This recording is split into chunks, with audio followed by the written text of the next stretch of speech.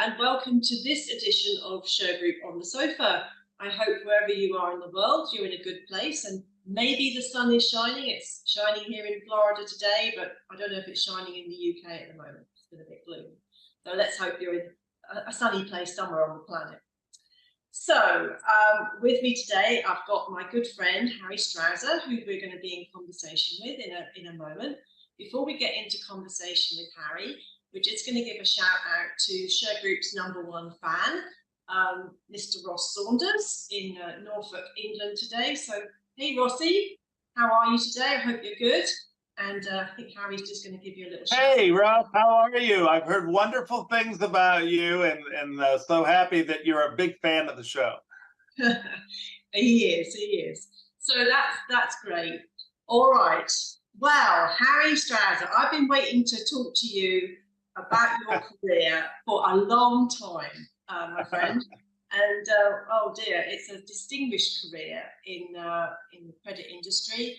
And of course, you going to be involved with the World Credit Congress, which we're hosting in Orlando next year. So we'll talk a little bit about that. But before we get into that, how did you get your start in the accounts receivable management industry in the US? How did you start, Harry? Well, I think anyone who works in the collections industry in the US at some point in their life sits down and says, how did this happen? How did I end up in this industry? And my story is a very typical story. Actually, in 2023, technically, this is my 50th anniversary of being in the industry. Because at the age of 12, my mom and dad started a collection agency in a rural part of Pennsylvania. Right. And so that's how it started 50 years ago. But the way it really started, if we really go back a step before that, my dad, out of the Navy in the late 50s, worked for a company called Beneficial Finance. And he ran offices and headed collections. And after doing that for years and moving as a family, we came back to Pennsylvania, where the family was from. My dad was working at a savings and loan, head of collections. And one day he went to the dentist. And this is how our collection business started. He went to the dentist.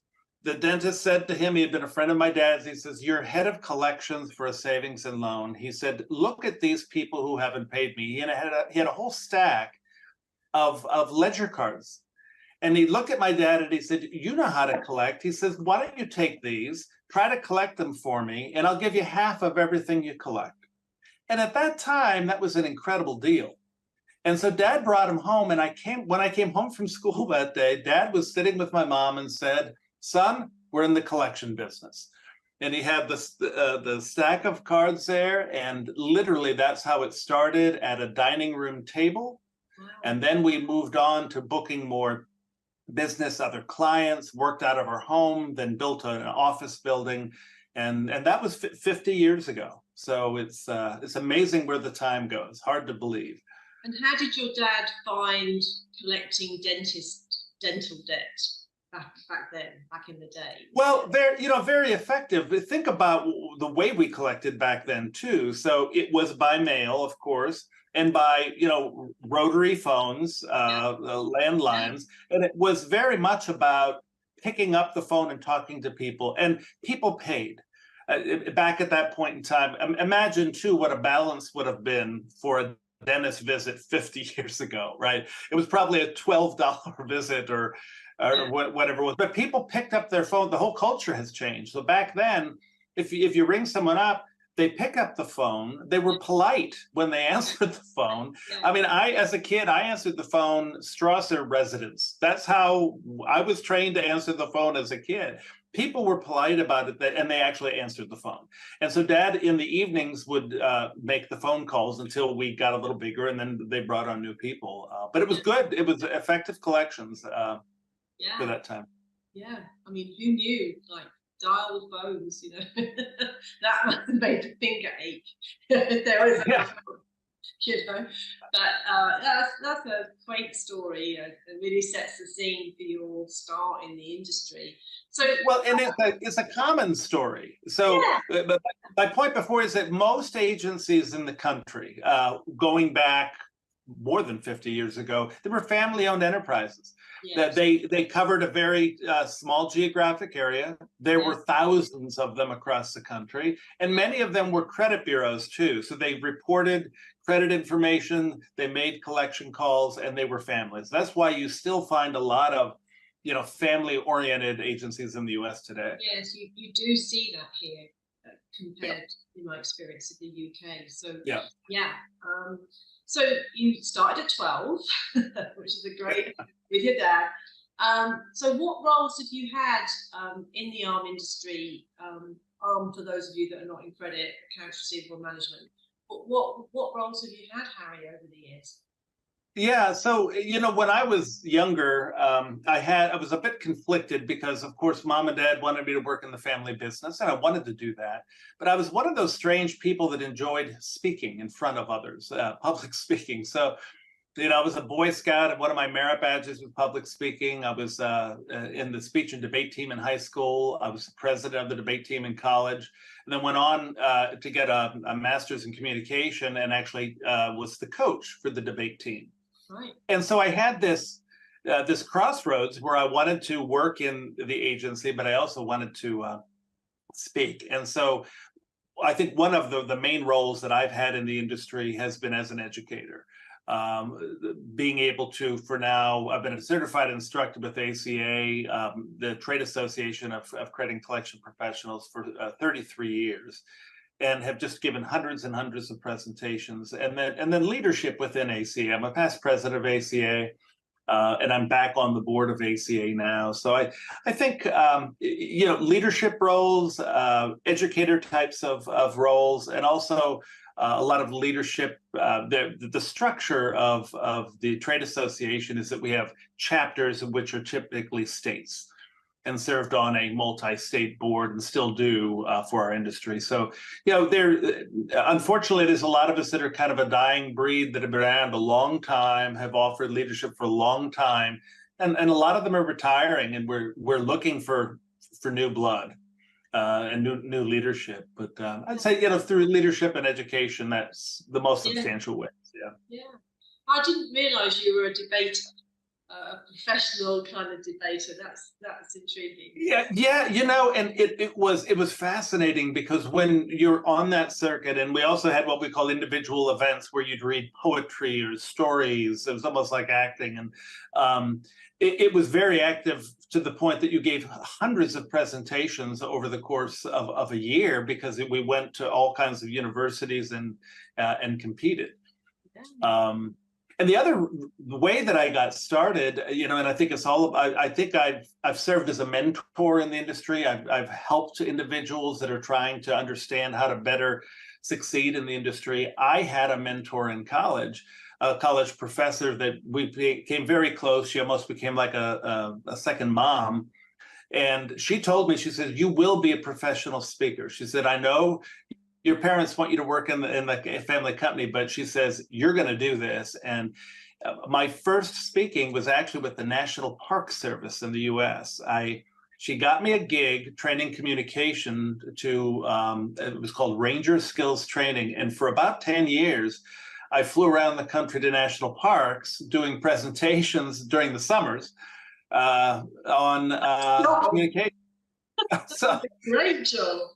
That, I tell you what, when you balance the scale, right, with collections and national parks, it was a wonderful experience that helped build the speaking end of what I did. And I tell you too, to go to a national park, get up in the morning, throw on a sweater and jeans, and go on a walk and listen to a presentation delivered by a ranger. And then at the end, you did introduce yourself and then do an evaluation. So we were kind of an evaluator incognito. So it was just an interesting, the point is that it was a mentor that said to me, you can do more than one thing, and you're going to do this. And as a matter of fact, I'm going to make sure that you have the opportunities. And she paved the way for me. Yeah, it's fantastic. If you're listening to this and you haven't got a mentor in your life, then I think Harry and I would both encourage you to find one and reach out and find one, because it can make an awful difference to where you end up. I think if you're under somebody's wing and they're guiding you, just hear Harry's story, how that's made a difference to him.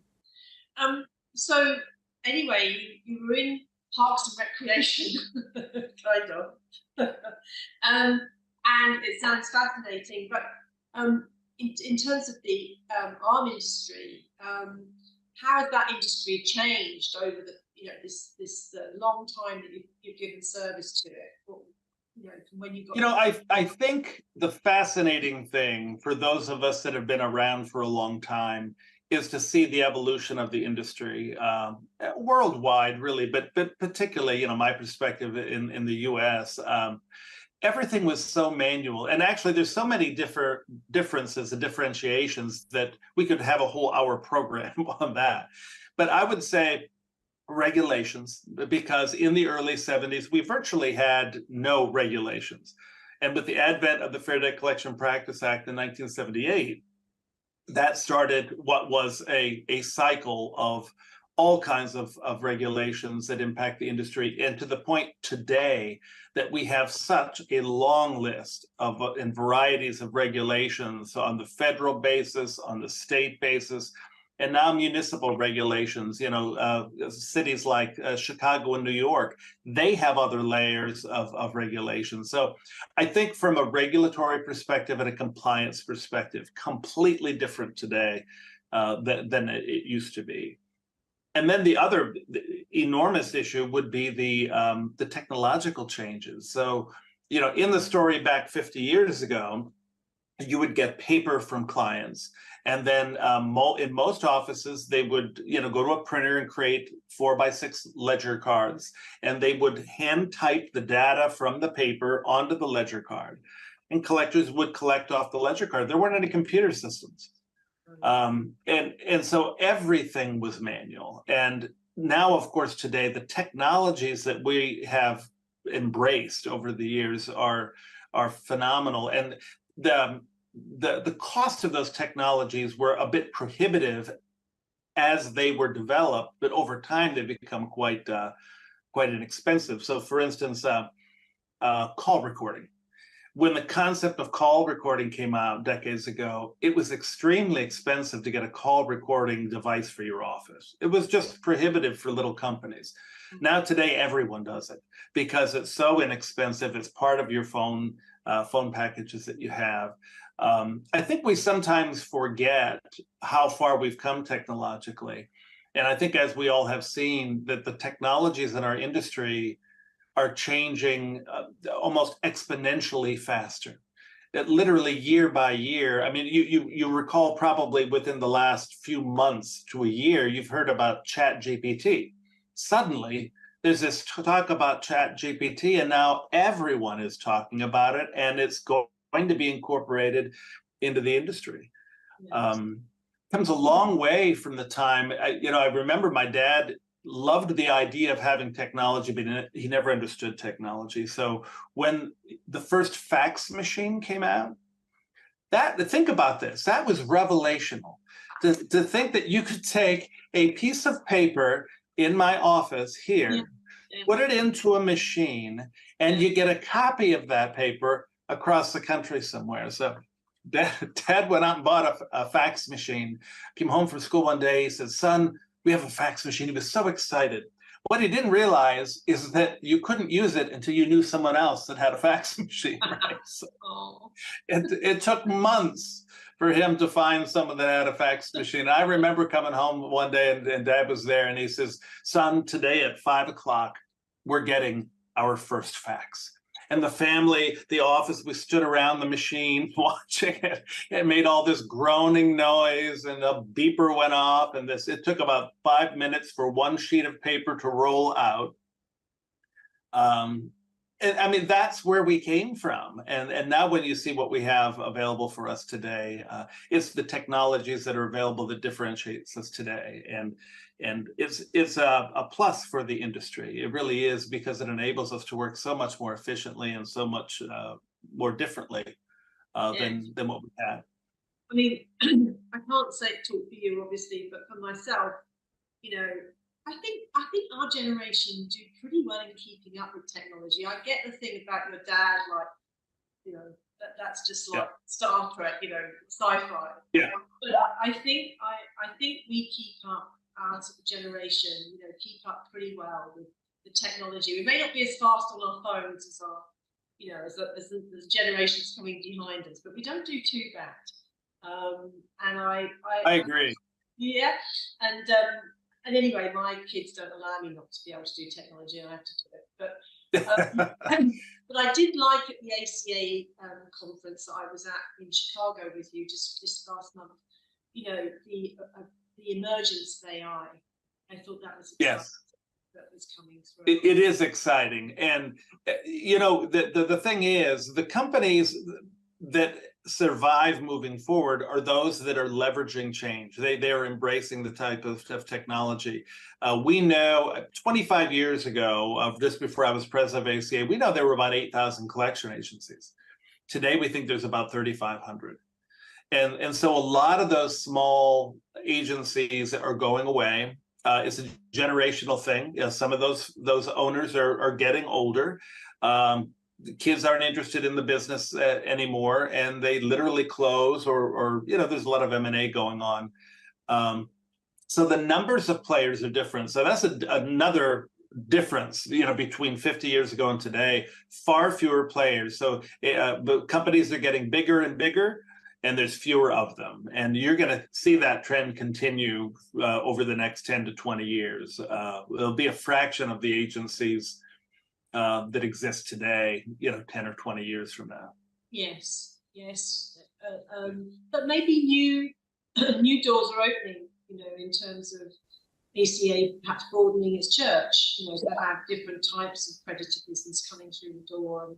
And, you know, in the UK, the market it's a very different. I mean, we speak the same language. We have shared heritage between our countries, but the collection industry in the UK is very different to the US in terms of small businesses. And, you know, we see a lot of creditors doing their own operation and needing somebody like the ACA to support them in terms of education and advocacy. No, you're right. I mean, ACA is so valuable to our industry, and we could not survive as an industry without ACA International. And I know some people, particularly when it comes to advocacy work, most people don't get involved in advocacy. They kind of sit back and realize that someone out there is doing that for us, right? And they hear the reports from ACA, but you better believe there are people on the ground all across this in our industry that are working on behalf of the industry. They're business owners, but there is nothing more powerful than a constituent who talks to a legislator.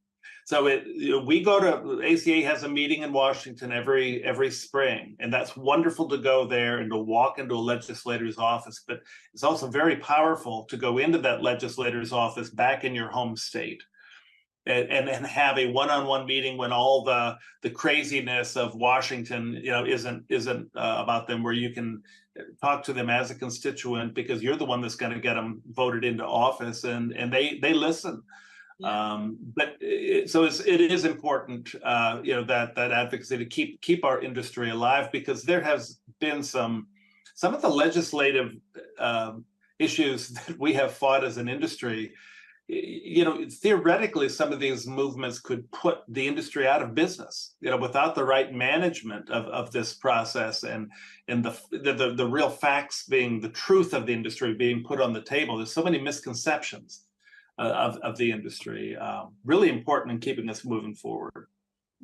Well, again, an important difference between the US and the UK, where I see as I get to know ACA more, you know, this real drive towards controlling the growth of legislation and the direction of legislation, which is badly needed in the UK, you know, to keep everything balanced between the competing rights of creditor and debtor. And I think, you know, that the advocacy work that you do, I look forward to learning more about that, Harry, because that could be used in other parts of the world, to be honest. That approach, you know, yes, it's a different government structure, but the appetite to do it and to actually get Sure. in with legislators and, and guide them really on why things work as they do, and, what are they trying to achieve and how can that be done fairly, I think is really important. I know that's what you're all about. It's about education, right? I mean, that much of what we do is at ACA, and we are known for our education in general of our membership, but in Washington legislatively, we have to educate people on the realities of our industry. It's misunderstood. If you can, and I know we talk about Republicans and Democrats, and which side of the aisle supports us and which side doesn't, but it all comes down to working with people that are willing to look at our issues reasonably based upon the facts that we present to them. And that's what ACA does exceptionally well. And we even have a brownstone office that we own in DC. So we've got a presence in DC in addition to our headquarters in Minnesota. Yeah. And spend a lot of time there. I mean, our members and our leadership, our CEO, Scott Purcell, spends a tremendous amount of time in Washington working on these initiatives on a regular basis. And yes, well, that comes through loud and clear, and good for you. I think that's a tremendous plank of your organization to want to do that. I mean, that obviously is providing your experience and commitment to the accounts receivable management industry is you've got the credentials and everything. Is that how you feel you've provided value, or is there other areas where you think perhaps you've provided, or other areas perhaps where you would have liked to have done more or can still do more, either you or as the ACA? What do you think about that? Yeah, I still think that leadership is important, and quite frankly, I've been involved in leadership for so many years, and just last year ran for the board of directors again for ACA, and a lot of people were curious about that. Our council of delegates and the people that vote us in, why after all these years am I throwing my hat in the ring again? I think that there's a value for those of us that have been around a long time, some of the historic issues, some of the deep understanding of the industry, and just the ability to help. And I kind of joked with the group when I came in. I said, listen, I'm not interested in being president again, being on the executive committee. I'm not interested in serving more than 1 3-year term. I'd like to, over 3 years, help where I can.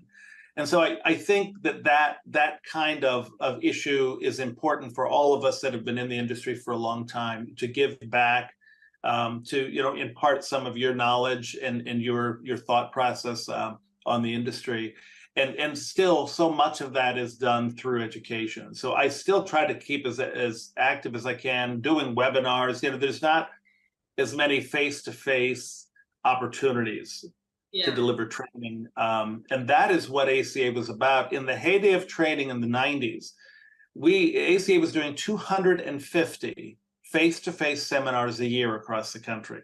We were flying all over the place, and you'd come into town for a couple of days, you'd do techniques one day, you'd fill a room. The next day would be the federal laws, Fair Debt Collection Practice Act, and we did this over and over again. So we're not there anymore. That's not the way people consume education today. Where you have rare opportunities, people agree, there's nothing that beats face-to-face.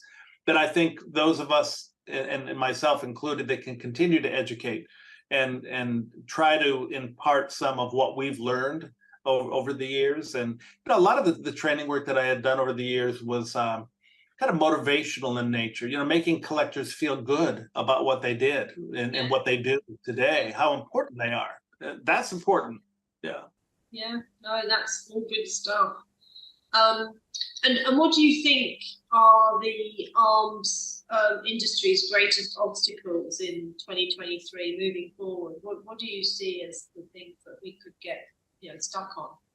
I think undoubtedly it continues to be the regulations, and not so much that there is one ominous regulation that we're waiting for that other shoe to drop. It's just the number of regulations.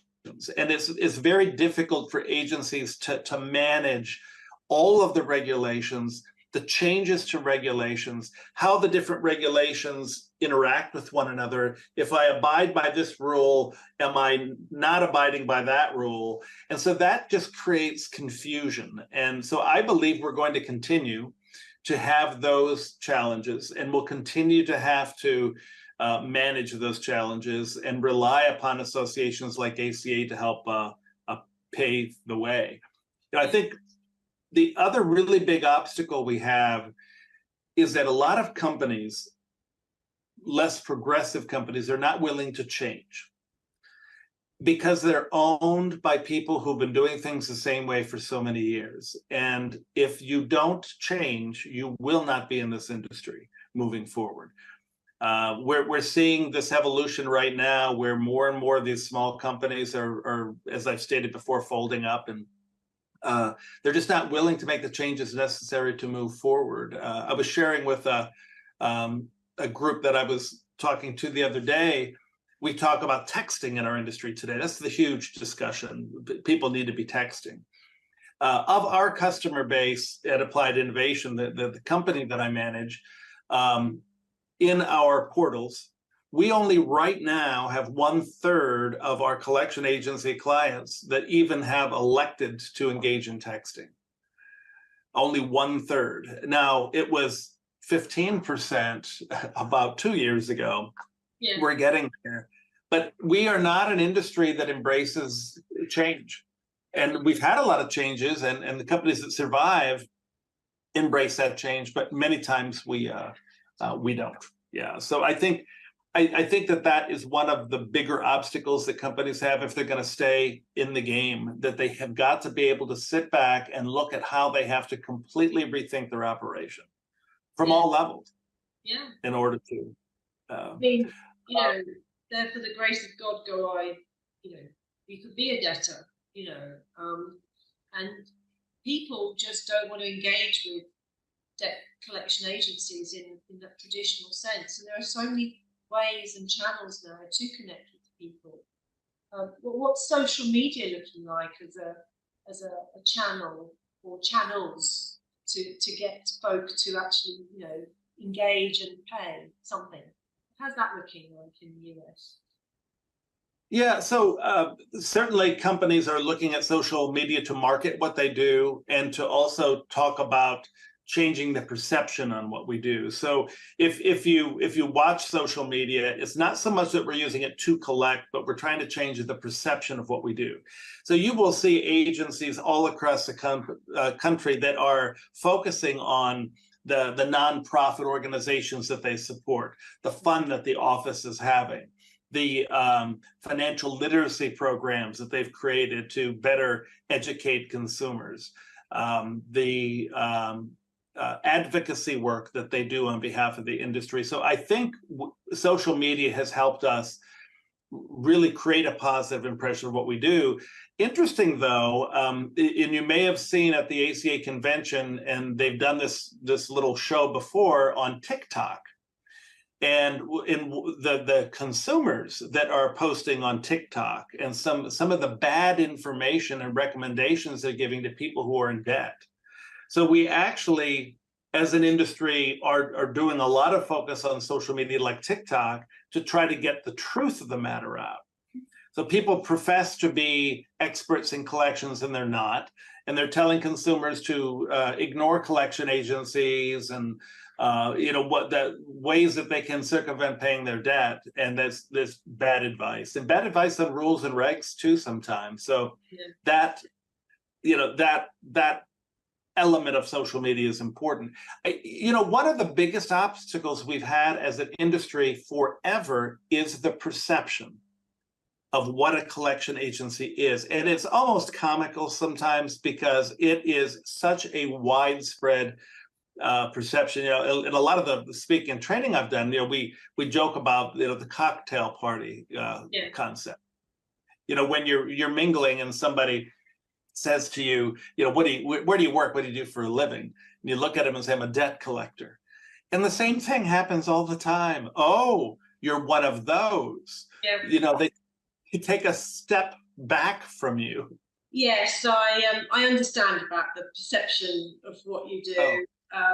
but without us, people don't get their money, right? So we do a Yeah. valuable service. Yes. We're necessary. Yes. Probably one of my favorite stories on perception, the year I was president of ACA, 2004, 2005, I'm on a flight from the East Coast to the West Coast going to a conference. I was lucky to get my upgrades. So I'm sitting up front, a lady sits next to me, we engage in the normal, small talk.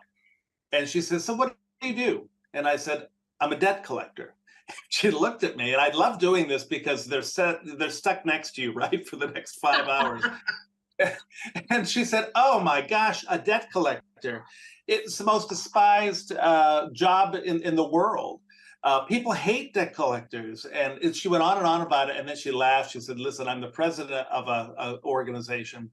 And she says, we have a collection department. We use collection agencies. You guys have a hard job. I really respect you. And she looked at me. She said, so where are you headed? I said, well, actually, I'm serving as the president of the International Association of Debt Collectors, and I'm speaking at a conference. Said, oh, that's interesting. So we go back to reading, and about 10 minutes later, she starts to laugh. And I lean over and I said, are you reading a funny article? She said, no. She said, I just realized something. I've met a lot of people. But she says, you're a debt collector, and you're the most despised profession in the world. And right now, she said, you're serving as the president of the International Association of Debt Collectors. So I am sitting next to the most hated man on the planet. So, so she, in her perspective, it underscores what other people feel all the time, that people in debt collection, they're just after the money, they don't care. And that's never been the culture. And particularly today, it is completely reversed from any tougher tactics that were used. It's very customer service oriented, education, helping. And so I think the perception still is a problem, but it's changing. Yeah, and I think that's worldwide. I think, the drive to do this service as humanely and fairly as possible for those of us that are professionals in it is something that we strive for. And what we need, and this is what you're doing through ACA, and I've done my share of it with the UK, and I continue to comment on the UK position, is to make sure that legislators understand that, so that they understand that they can't do without us. So support us, if not openly, then quietly through your legislative powers. Just support the process so that everybody has a fair process when they go to.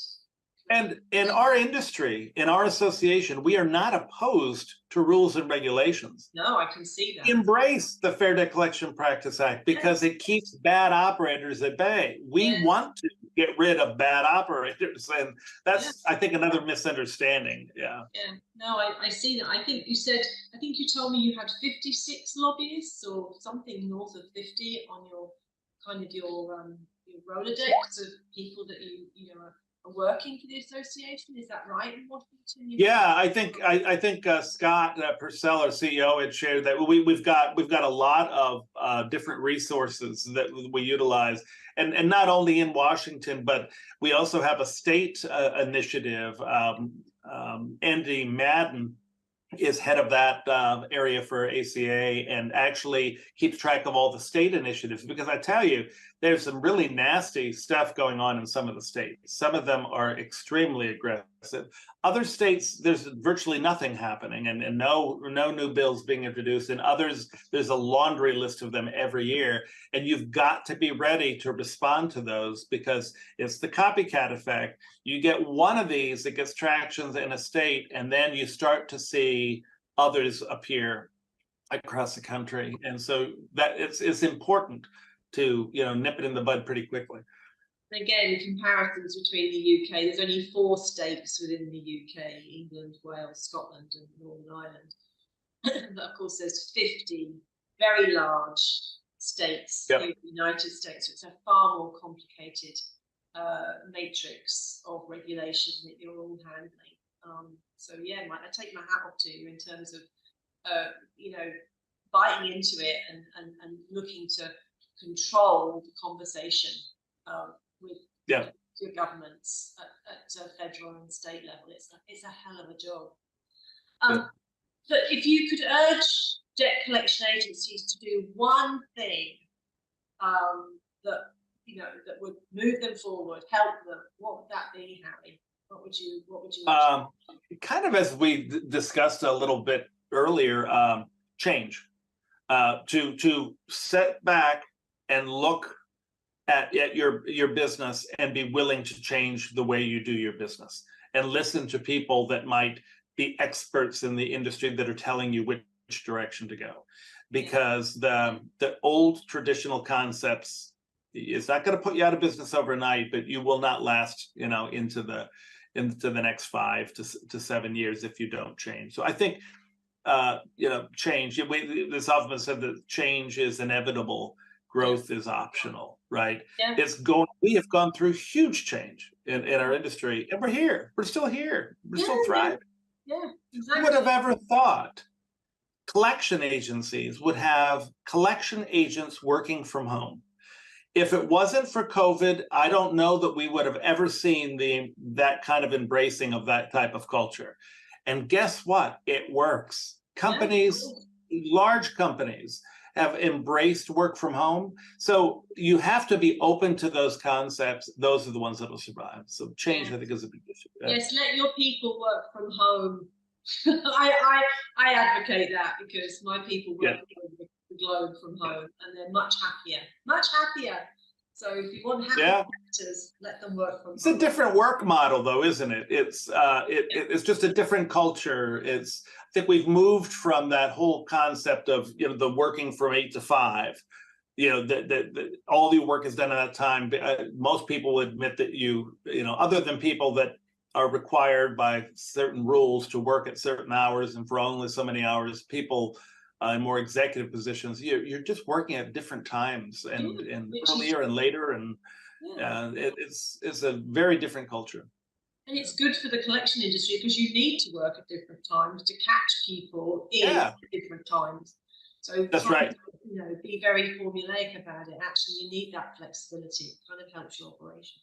Well, I owned my agency for so many years, and other agencies have had the same thing. You'd have one of your best collectors that would move. Their significant other would get a job out of the area, they left, and you lost one of your best employees. That's not the case today.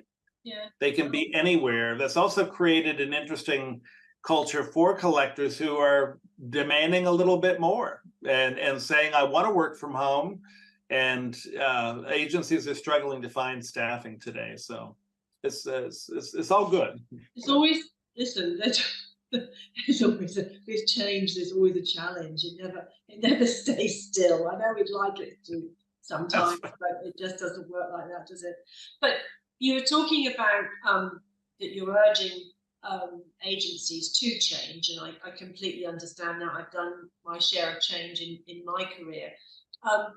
What services are ACA and others in the AMR industry? What are you? What's there to help them manage these challenges that are coming at them, which can seem overwhelming? I mean, what do you think is out there? Yeah, and it is overwhelming, and particularly when you're a smaller company. What's true about our industry, and these are stats from ACA and just other things that studies we know about the industry. Even today, about half the organizations that exist in the arm industry have 10 or fewer employees. The next 25% have from about 11 to 25 employees.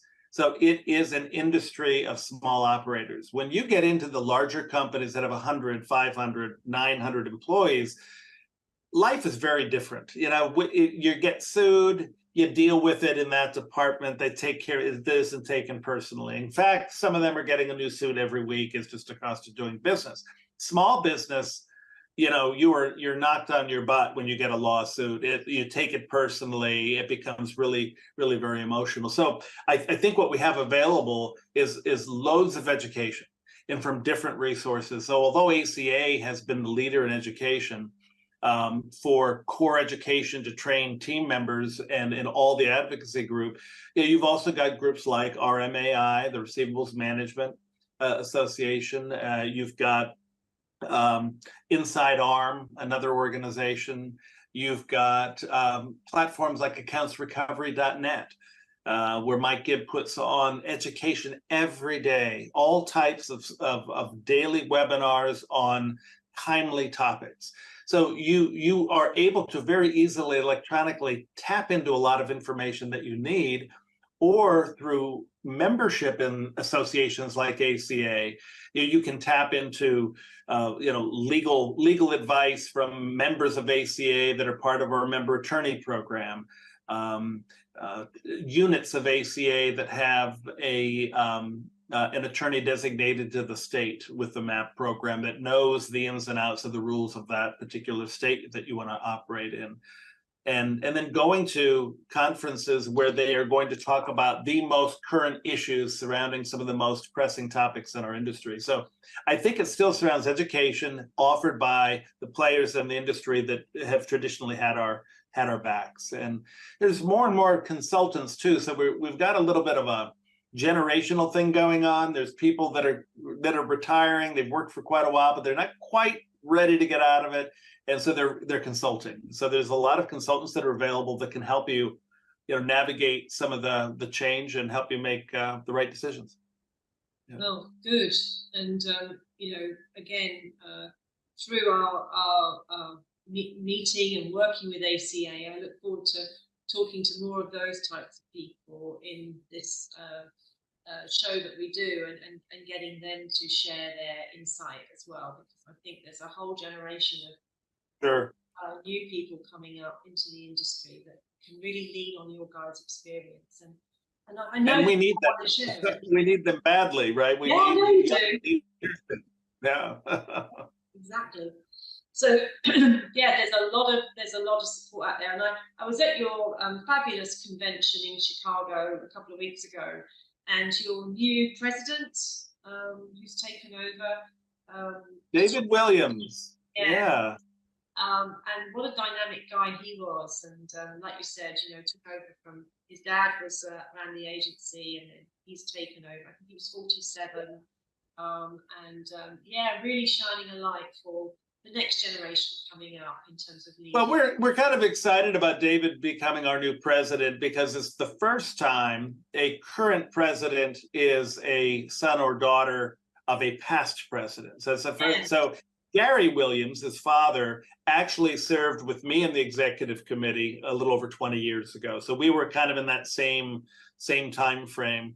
And so that was kind of fun to see that. And it's a testament to the family, ownership dynamic that we have in our industry, and how the continuation of these companies can be quite significant. They formed their companies, become one of the more well-known companies and great reputation in the country. What I saw, and this is for anyone listening who hasn't engaged with ACA yet, it's an incredibly friendly, family feel. Although it sounds pretty grand, you'll understand what I'm saying. You've got lobbyists in Washington, and you're working with legislation, rah rah rah. But actually, the people that make up the leadership and the people that are going to conference, incredibly friendly bunch. So if you're sitting here thinking, oh my God, this is not my cup of tea, I think you get involved, go and have a look. I would encourage you to do that, and look out for Harry, because I know he would like to meet you. So what is your greatest kind of life lesson that you've learned, Harry? It's all this tremendous career, and so interesting to hear your story. What's the greatest takeaway people can get from you? Well, I think probably more on a personal basis. My dad, who was well known in the industry and was exceptional at what he did in helping develop the industry over the years, he would always say to me throughout my life, son, one day you will understand. And I know parents tend to sometimes say that to kids, but it was his line he used up until the time that he passed away 14 years ago. And I think that when we reach a point in our lives, the lesson that you can learn is that you do get to a point where you start to understand things differently. you look at things differently. And we can impart some of that knowledge on others and some of those feelings and sentiments on others. It's comical sometimes and sad sometimes to watch the decisions that the younger people make when you absolutely know it's the wrong pathway. And we see the same thing in our industry too. So I think that sentiment that one day you do understand, you look at things very differently. And so I think your life experiences and sharing those experiences are so important for people to understand not only the family nature of our industry, but the importance of our industry. And I think one of the things that I've always tried to do, and it's related to understanding, is to practice empathy. And I've always stood back. Every time you see something unfolding before you, I've always tried to understand what's really happening here. What is it like when you're calling Mrs. Jones about the $2,000 debt on her credit card? What's happening in that person's life? Yeah. I try to practice this, and a few years ago, I was in a Walmart, and I was about to check out, and there's a lady in front of me, and she was miserable. You know, we call them Karens today, I think. So, and she was miserable to the checkout person, and she was miserable to the lady that was in front of her, and she just went on and threw the money at the clerk, and she was putting her bags in her basket, and one tore, and things were starting to fall out of it, and she's swearing. And I just stood there and thought to myself, what is really happening here? Yeah. And I walked over to her, I picked up a bag and I put it into her basket, and I touched her on her shoulder, and I said, I'm really sorry to see what must be happening in your life to make you react this way to these poor people. I kind of whispered it to her, and she looked at me like she could rip my head off for about 2 seconds, and she started to sob. And she had just lost her father. She was getting ready for the funeral. The family was coming in. She didn't have enough money to buy the stuff that she had. Her son had been arrested. I mean, outside the door, we chatted for a minute, and she was not this wicked person. She was a person having trouble. And I've always remembered that. All the training I've done, all the seminars, all the collection work I've personally done over the years, you don't know what that person's real situation is. And you give them the benefit of the doubt. There are some people that never want to pay their bill. They weren't going to pay from the time they initiated the bill. But the overwhelming majority of people are good people. And so empathy is critical. Yes, yeah. I thoroughly applaud that. And you never know what is going on in somebody else's life. So empathy. Good word, Harry. Good, strong word to end on. Thank you so much. And you do actually shine out as an empathetic person. So thank you for that. Thank you. Oh, great. For being that way. So anyway, guys, well, listen, this is, I think, for those of you in the accounts receivable management industry, what a treat to hear Harry talking about the industry. And we've got some other great, personalities coming into Shergroup on the sofa, because this is where Harry and I have spent all our professional careers in this industry. And I feel, very privileged to be able to interview these giants of the US industry, as a non-American wanting to be American, but the US, the people look to the US in terms of what is the US doing in credit, what is it doing as a leadership country, how is the US market developing for credit, and how is its regulation developing, and these are the things that we want to get our good American colleagues to share with us through these sessions, so that we can get an insight on that. But maybe for our part of the world, how do we apply that in our part of the world? And Harry, you're a friend to the steering committee of the World Credit Congress, and I know that you're working. Indeed. Yeah, you're working behind the scenes to. Well, ACA is going to be a key sponsor for the Congress. So wonderful. Thank you so much for doing that. and yeah, and just guiding us in terms of, you know, what an American audience want to get from the Congress. So we're really taking soundings from Harry on that, along with the rest of the distinguished steering committee. I know you've all been buddies for a long time across the world, so we look forward to working with you on that. We'll see. And you picked Margaritaville. You liked Margaritaville as the I think Margaritaville sounds like a lot of fun. And, you know, you need to go to these meetings and network and learn something, but you also have to have some fun too with your colleagues. So I think it's going to be an outstanding conference from everything you've been outlining to me. Thank you so much. And I take a lot from that, you know, because you've been to so many education spots and conferences. So when you say it's a good place, then I rest easy with that. So thank you, Harry, for guesting today. I'd love to have you back on and come and talk to us about your company, Applied Innovation. We didn't talk about that very much today, but I'll put a link to that in the show notes, along with your company's LinkedIn. Great. That's great. Thank you. Yeah. Yeah. Yeah, just look him up. He's, you know, the who's who of the US credit industry is sitting right there. Lovely to hear all your story. For everyone else, thank you so much for sitting through this Shergroup on the sofa with us. We hope you've enjoyed it. We hope you've taken some useful sound bites. I think there were so many sound bites from Harry today. You know, that there's a lot that you can take away from ACA. So if you're not involved with ACA, don't be shy. Don't think it's not for you. Probably is just what you need.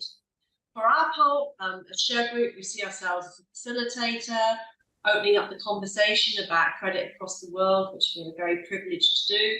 Our website is shergroup.com. You can find us on there with lots of credit solutions, as well as other things that we are doing in business to help businesses sleep at night, to help business owners sleep at night. And you can follow us on all the channels, Facebook, Insta, LinkedIn. We're out there, guys, and on YouTube as well. And you'll find us on YouTube talking to Harry. So until our next conversation, thanks, Harry. Thank you. Great being here with you today. Yeah, thank you so much. Thank you, Bye, everyone. Bye-bye.